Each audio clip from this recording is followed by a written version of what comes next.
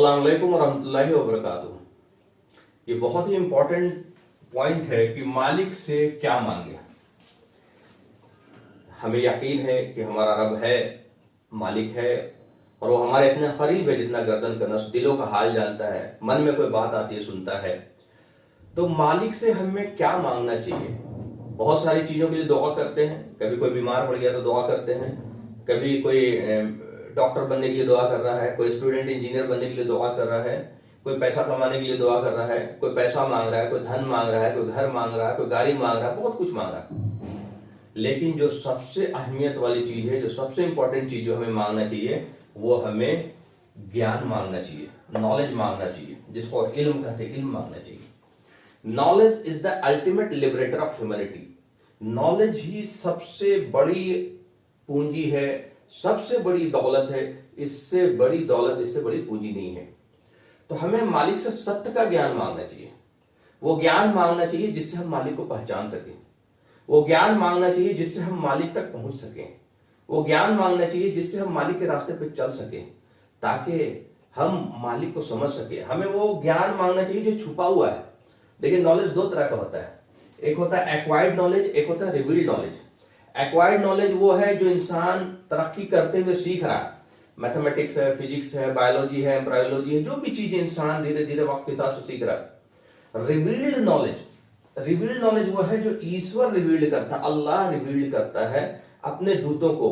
ये revealed knowledge सबसे कीमती है, क्योंकि वो ज्ञान है जो हमसे छुपा हुआ है। वो ज्ञान है जिसका हर इंसान से ताल्लुक है, हर इंसान को जानना जरूरी है। वो ज्ञान है रिवील्ड नॉलेज जिसमें यह पता लगता है कि मैं कौन हूं, वो मेरा रब कौन है, मुझे पैदा क्यों किया, पैदा किया तो यहीं क्यों नहीं छोड़ दिया, जिंदगी का मकसद क्या है, मरने के बाद क्या होगा, मुझे क्या करना है, क्या नहीं करना है, क्या सही है, क्या गलत है। तो हमें मालिक से दुआ। देखिए, इंसान को अगर समझा रहा है तो कोई जरूरी नहीं कि 100% उसकी बात को यकीन कर ले, और उसको हो सकता है उसमें भी डाउट हो। तो और कई बार तो होता है कि शिद्दत की वजह से, नफरत की वजह से एक दूसरे की बात सुने ही ना। लेकिन मालिक सबका है, वो परमेश्वर सबका है। वो सबसे उतना ही मोहब्बत करता है, चाहे वो माने या ना माने, वो मोहब्बत सबसे करता है, क्योंकि वो उसका क्रिएशन है। अल खल्कुल अयाल, सारी क्रिएशन उसका अयाल है। तो वो सबका ख्याल रखता है, सबको खिलाता है, सबको पिलाता है, सबके लिए पानी बरसाता है, सबके लिए सूरज उगाता है, सबके लिए चांद निकालता है, सबके लिए फल फ्रूट्स उगाता है। वो मालिक रहमान है, रहीम है, करीम है, दया करने वाला है।